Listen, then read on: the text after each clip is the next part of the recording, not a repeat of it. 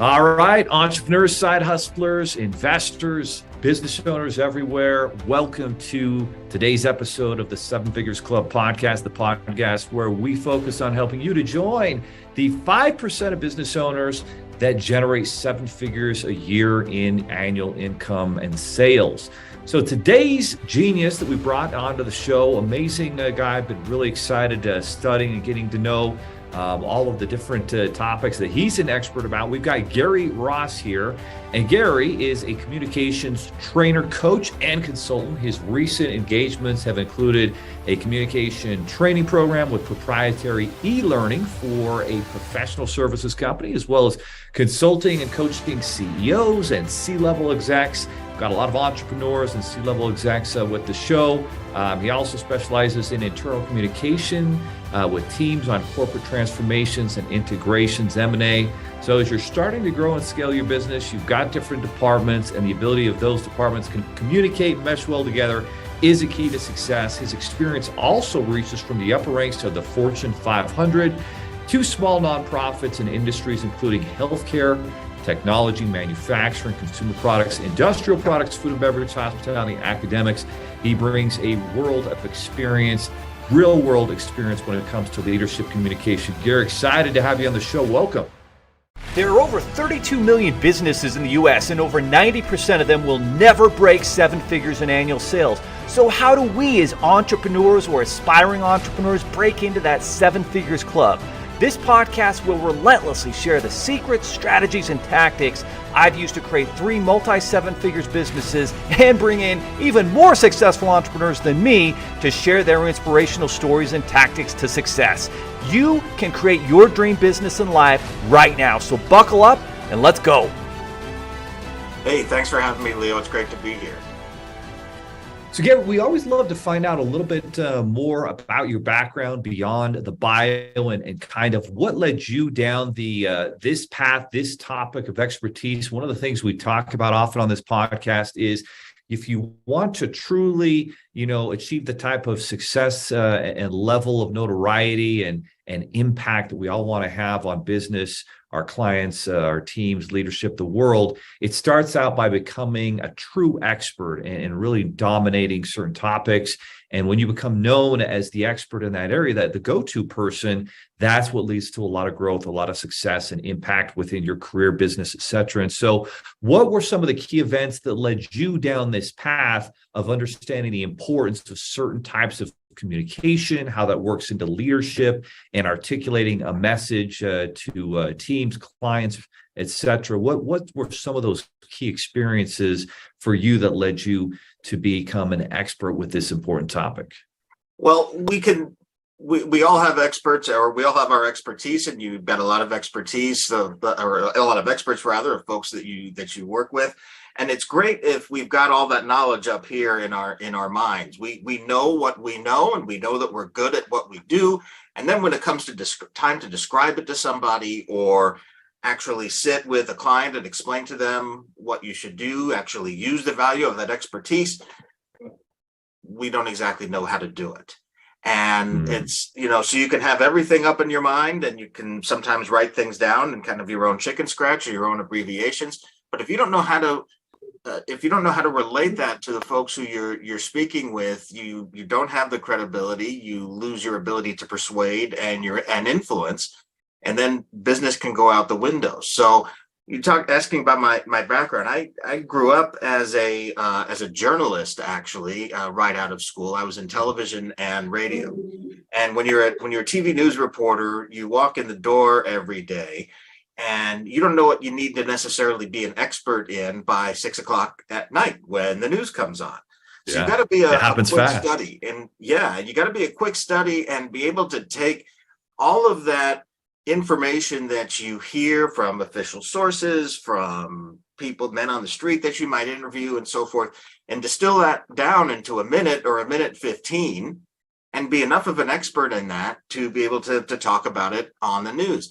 And I got out of TV and radio and got into PR and media relations after that. But throughout my career and to this day, that storytelling expertise, the ability to take that complex information, narrow it down, into something where you can quickly explain it to people is really valuable. And I use it every day to this day. And that's what I try to help people with now as well, is to help them take all this great information floating around in their heads, the expertise that they've developed over the years that only they have, and then be able to turn that into something that's compelling, that's going to get people to pay attention and say, oh, I should listen to this person. And so it's through storytelling, it's through clarity, it's through breaking through clutter, it's through understanding the communication universe that we're all in today, and how you can best adapt to that and break through all that clutter. So you bring that, you're able to inform and influence and persuade and get that business, or get that funding, or have other people do what essentially you would like them to do. You mentioned some important things there, Gary, where a lot of the times we get caught up talking about facts and maybe even kind of the industry terminology, which may be exceedingly complicated. And when you're actually talking about your potential client, customer, even a strategic partner, the ability to simplify that message and even use stories is a powerful way to communicate that. What are some of the keys to simplifying a message and communicating it in simpler terms? And how does storytelling become part of that narrative? And why should storytelling, I guess, be part of every company's story? Oh, it absolutely should be, because it's storytelling. Ever since cavemen were around drawing pictures on the walls of caves, we've been communicating with stories. We are wired, our minds are wired to respond to stories. Research has even shown that there are chemical reactions that happen in the brain that get people emotionally involved in something. So stories are a way to grab people's attention, get them emotionally involved, and then from there you get that buy-in, you get that persuasion, you get that influence through telling a story. There's a very simple formula you can use to construct your own story, and this is a template that I use with folks on telling essentially what a corporate narrative is. But it's the same structure that's been used in stories throughout time, and even some of your favorite movies and TV shows use this formula. But we can harness that into business and grab people and emotionally move them and pay attention and to buy in. So what's this formula? It's basically you're answering 4 questions. Where are we now? Where are we going? How are we going to get there? And what will it look like when we get there? And this can be adapted to a product and what somebody's experience with a product will be. It could be, if you're talking about a growth story of a business, here's where we are now. Here's where we're going to be going. So kind of a vision for the future. How are we going to get there? The steps that we're going to take as a business to do it, and also some of the challenges that we have to overcome. And then what's it going to look like when we get there? That's that picture of success. That's the shining city on a hill, so to speak. And when we get there, what's it going to look like? What's it going to feel like as well? And so you take those 4 questions. Again, where are we now? Where are we going? How will we get there? And what will it look like when we get there? And answer those questions using 1 sentence each for each of those questions.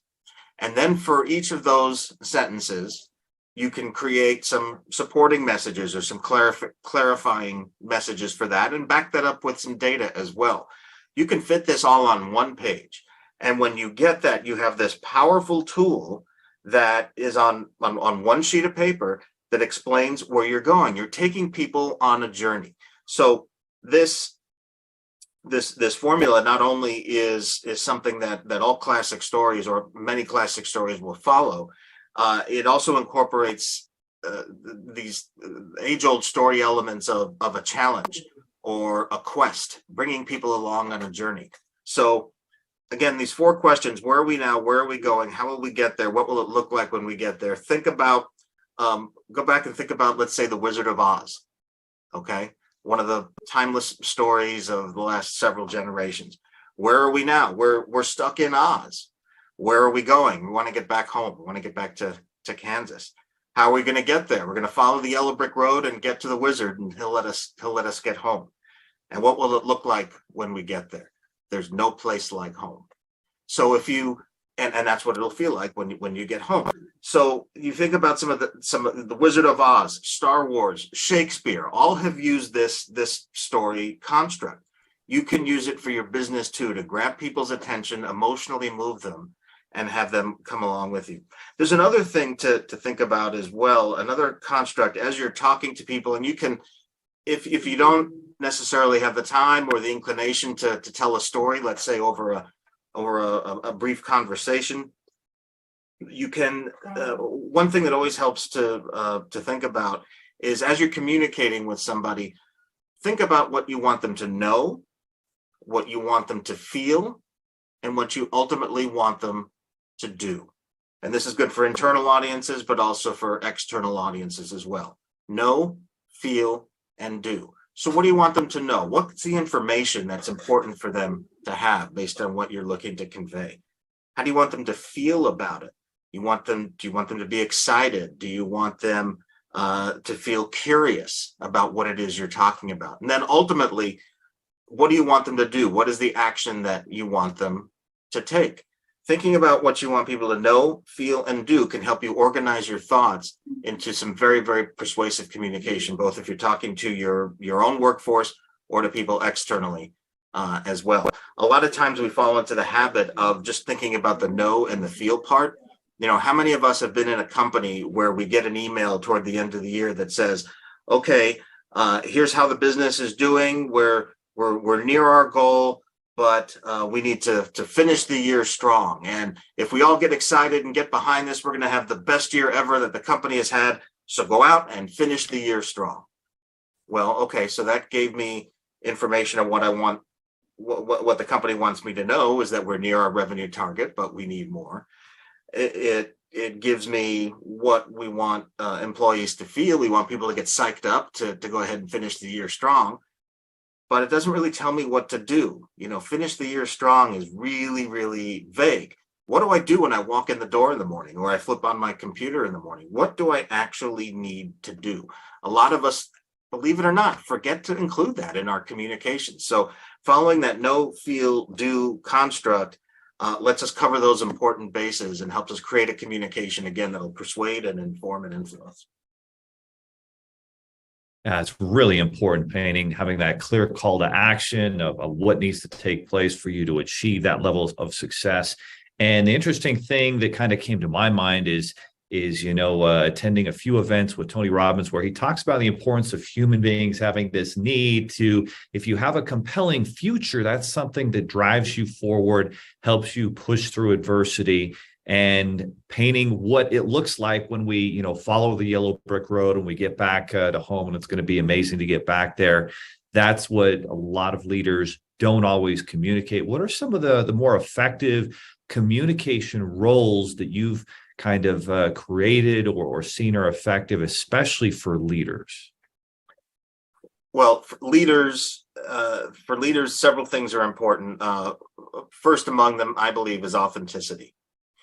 And that takes a lot of different forms. Authenticity is demonstrated, frankly, just by showing up and communicating. I've got a lot of number one rules of communication because I think they're all equally important. But one of those rules is that everything communicates. And the act of not communicating actually communicates. It says, okay, I don't have time for you, or I don't think you're important, or I've got something difficult that I don't have the courage to talk about. So being there for your people, being an authentic self and getting in front of your people and having that visibility is important. Authenticity also shows itself in the words and the tone that you use. So many of us in business, and we're all guilty of this at one point or another, feel the need to use these fluffy words. I'm going to get out there and leverage a new paradigm in order to optimize the customer experience so that we may, blah, blah, blah, blah, blah. All these words that, real people don't use in conversation. Get out there and talk like a real person, and people will appreciate that and be able to relate to you as well as you're speaking with them. So that authenticity, that visibility, talking with people like a human being, I think is just at the very beginning. And then the importance of two-way communication really is critical. People don't want to feel like they're being spoken to necessarily. They want to be part of a conversation.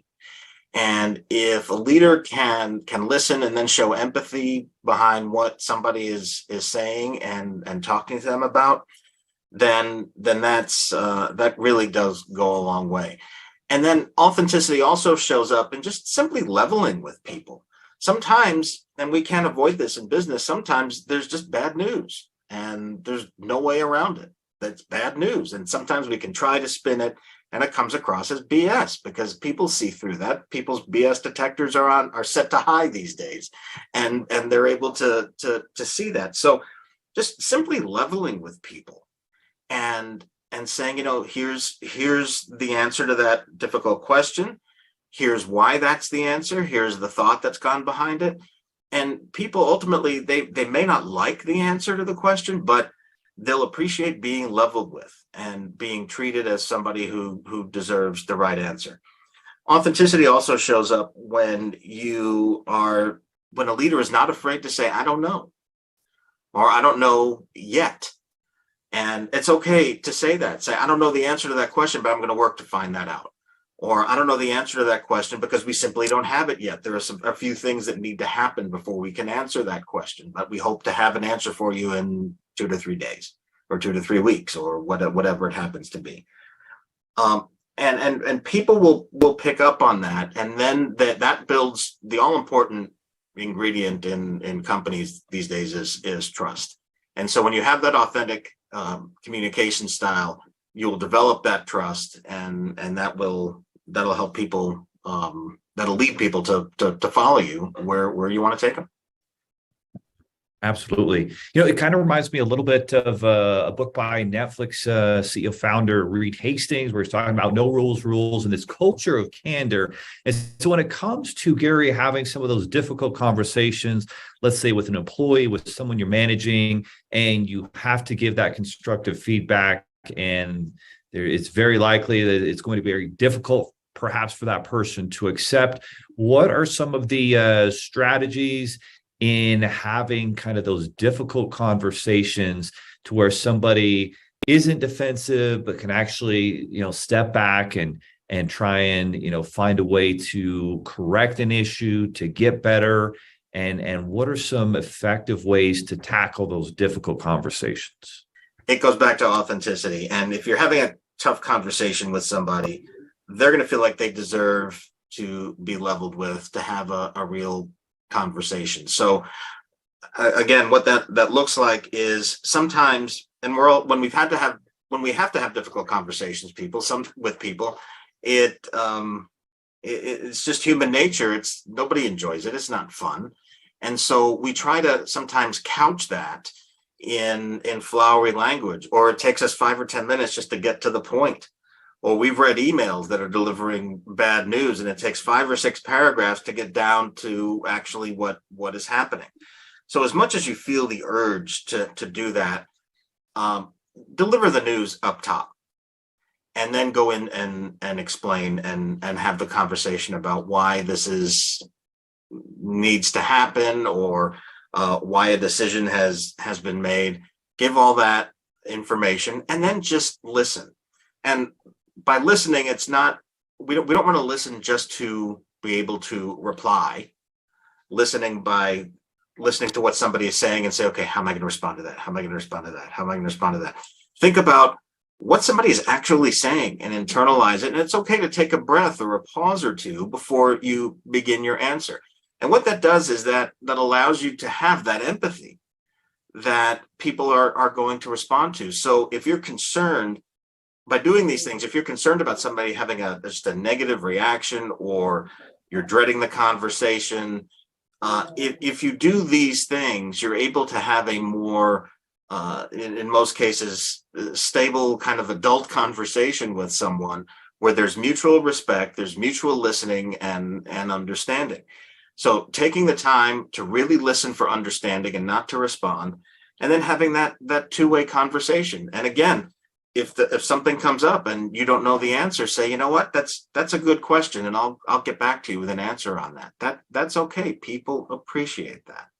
So sometimes we make these things, whether it's a difficult conversation or it's a routine communication, we make them way more complicated than they need to be.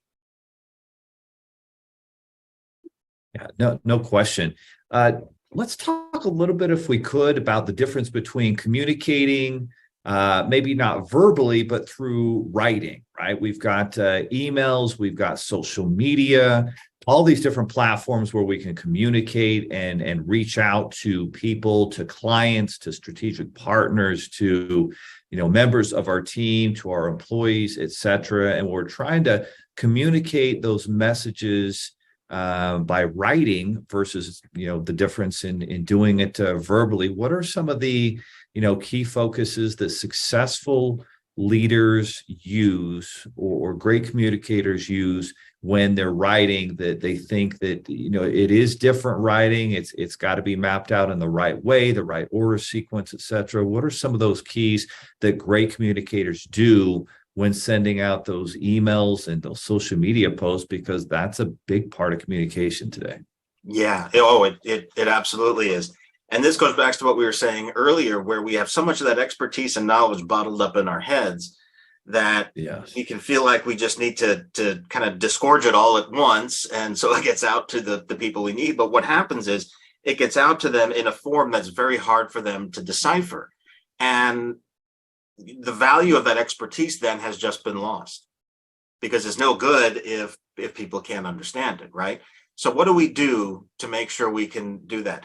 First of all, we think about the communication universe that we're living in. And by that, I mean, work communication is it's only one of the ways really that we're being communicated to, with, however you want to describe it, these days. There is social media. There's, if you're in an elevator in an office building, there's that little screen with the news briefs on it.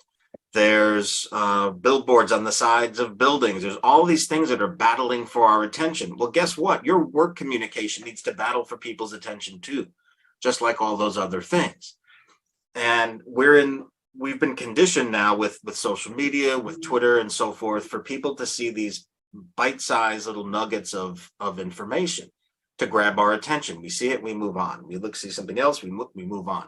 So if you're communicating in a written form, say by email, your email's got to fit into that universe. So what does that look like? It looks like, first, starting with the subject line. It can't be anything that is generic, like update or question or something like that. Because again, think about how people are digesting their email. They're on a phone, they're scrolling through it, a feed of 25 or 30 or more other emails, or they're on their computer, they're doing something else, something pops up, it says update. Okay, well, big deal. But if in the subject line it says revenue opportunity, then it's, oh, okay, that might stop me in my tracks of scrolling and filtering through to kind of crack open that email. Okay, so now that's part of the battles. You've gotten somebody to crack open that email. But if I see one big long gray copy block with all this interesting, to you at least, technical information, I'm out. Exactly, I'm out. I'm not going to go through that. So even if you've got a lot to put into that, break it up visually into 1 or 2 line segments or paragraphs to help it come through. In addition to that, use bullet points. So think about making your written communication very, very scannable, easily scannable. If there are things that need to be emphasized, use bold, use underlining to emphasize, to draw people's attention to that. Again, we're working in this cluttered universe. And so we've got to always remember that when we're communicating with folks. And then, I do training on this, and I've trained professionals who are experts in finance and technology who have a hard time writing emails to their clients, to their colleagues as well. So we talk about all of this.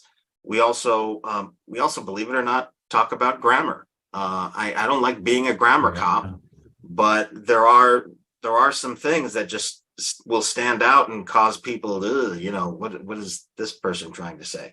Unless you're really familiar with somebody, stay away from emojis, stay away from the text talk like LOL and all of that. Unless you're really, really familiar with somebody, because otherwise you'll come across as not being professional. And then keep in mind, again, the things that we talked about before, know, feel, do. If I need somebody to act on something, I keep all those things in mind. So I do a compelling subject line. I break things up so it's visibly appealing. And then I say, okay, what do I want somebody to know, feel, and do? And I could capture that in 3 little paragraphs.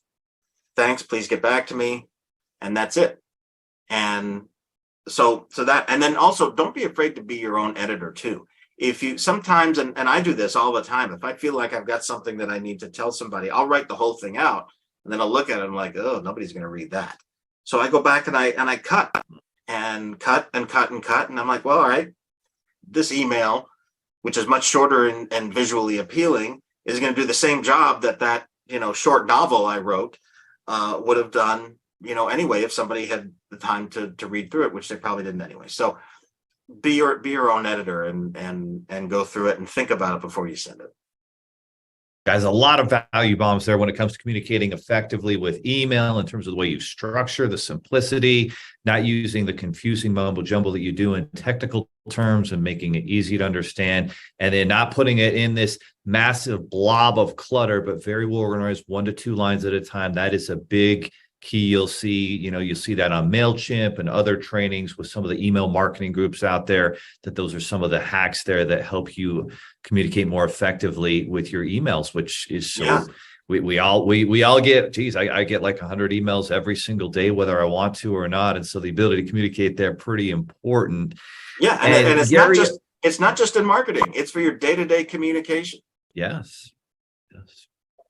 Exactly right. And if you're going to spend the time communicating, you might as well do it effectively and do a good job. And when it comes to communicating, there are certain keys to communicating in such a way that you can build relationships. And oftentimes, maybe you're looking to build a relationship with a C-level executive or your manager, your boss. Maybe you're looking to connect up with a strategic partner who's from a much larger company that maybe is further along than you, or you're a young entrepreneur startup and you're trying to build a relationship with someone who's already had an exit and has been a successful entrepreneur. What are some of the communication keys to building relationships with a mentor, a C-level exec, someone like that who can really make a positive impact if you can build that relationship? Yeah, some of the advice I give people on this, I did a talk on this, and I've done some training on this as well with companies. Sometimes this can make people a little nervous, but I swear it works, and it's worked for me in the past too. Okay. If you're talking to a CEO, whether it's in your own company or another one, one way you can stand out is by kind of letting your guard down and showing that you're at ease with them. So many CEOs and senior level executives are used to people tiptoeing around them or being intimidated by them. And they're human beings too, and it makes them uncomfortable. A lot of them makes them very uncomfortable. So one way you can stand out and not be one of those people who tiptoes around is ask your CEO things like, how was your weekend? Nobody ever asks the CEO, how was your weekend? Because they're too afraid to. But you know what? CEOs have weekends just like everybody else with their family. Oh, it was great. We were at the beach and we played, or we went to the football game or what have you. And something sticks in somebody's mind. It's like, all right, well, this is a cool person. And it's a harmless question. How was your weekend? Right. And it can get you into some other kinds of conversations where you can look for some other commonalities where somebody might have gone to school or what have you. And all of a sudden you're connecting with somebody on a personal level that most people are afraid to do. And it makes you, it helps you stand out a little bit. So then when it comes time to provide that advice, that counsel, or make a case, make a pitch for something, whether it's inside your company or you're working with somebody outside your company, that you're at least your foot is in their mental door, so to speak. You've already worked your way in as somebody that they like hearing to speak. So there you go. You've gotten that opportunity, and you've stood out beyond others. Now, some people are a little nervous to do that. There are some CEOs who have massive egos and don't want to deal with the little people and all that. And you know what? Every now and then you run across that, and it kind of is what it is. But in my experience, most people will appreciate something like that, even the little attempts at humor. There was one case where I was on a trip with a bunch of people. We had there were 8 of us. We had 2 cars, and the CEO insisted on driving the first one because he liked to drive, and I was driving the second one, and he had no idea where he was going. And so he was making all these different crazy turns, left, right, and we're going in circles. We finally get to where we're going, and I get out of the car and I look across. I say, you know what? I think he was trying to shake us, like sort of like something you'd say in like a goofy movie or whatever. And he laughed. You kind of have to know your audience if the person has a sense of humor, but he laughed and he thought it was funny. And again, it's a way to it's a way to distinguish yourself and then have yourself heard. So don't be afraid of being a human being around those folks. Most of them will appreciate that.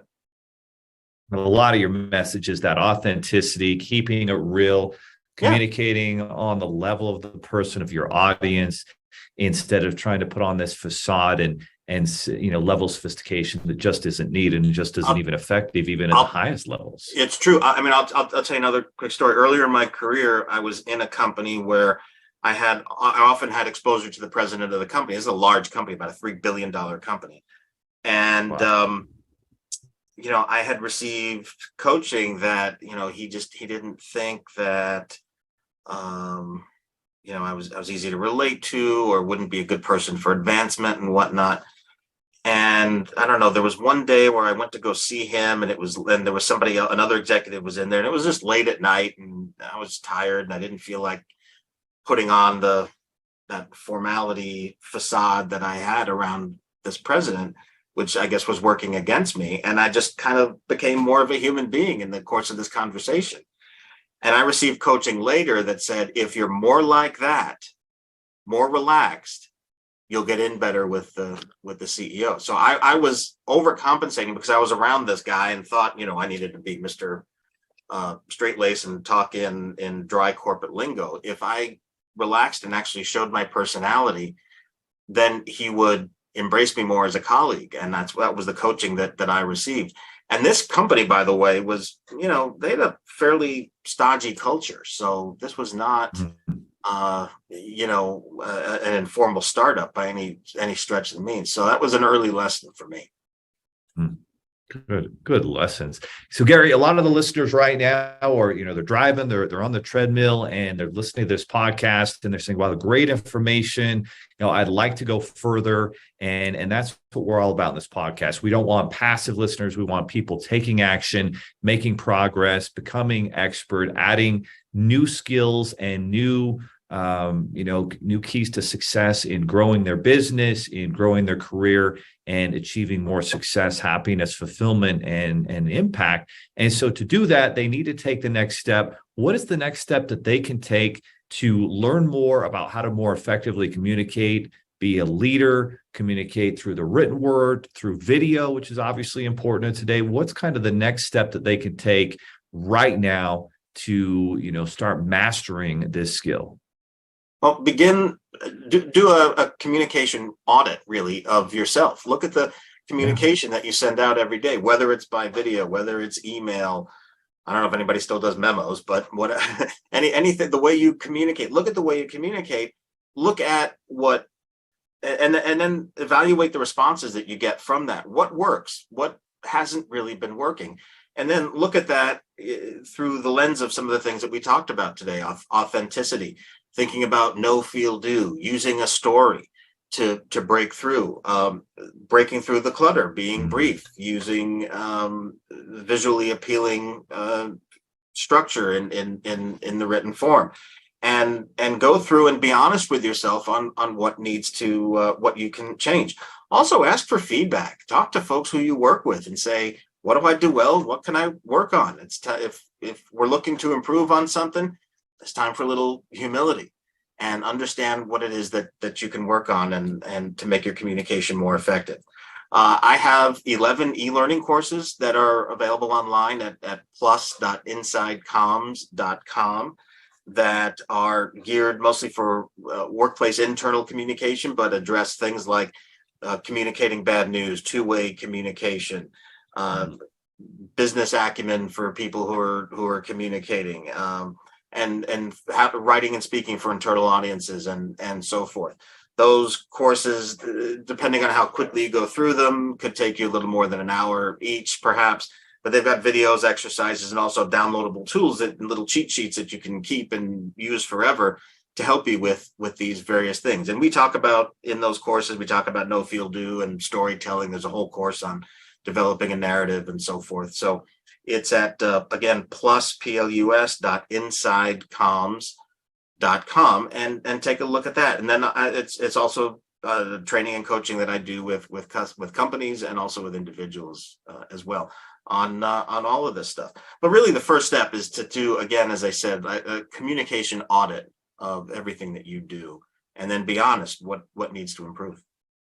I think that's really important, especially in this world of automation where, we've got automated emails and text messages and sales processes and systems that are created. And maybe we created those. I'm thinking about some that we might have created years ago in our company that we probably need to go back and review. And does it really, help our customer understand what they need to know, feel, and do to take the right steps towards working with us to achieving the result they want. And by the way, guys, that is Inside Comms. That's COMMS.com.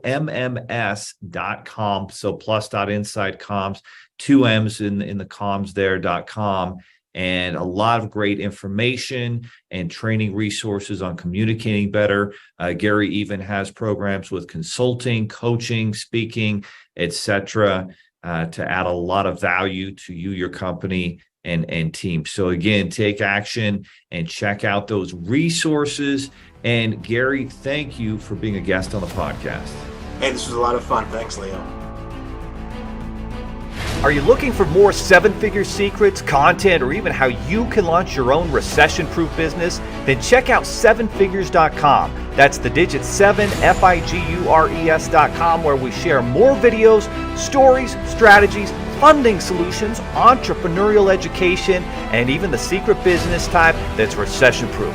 Thank you for listening, and if you're finding value in our podcast, please give us a 5-star and invite others to join the club.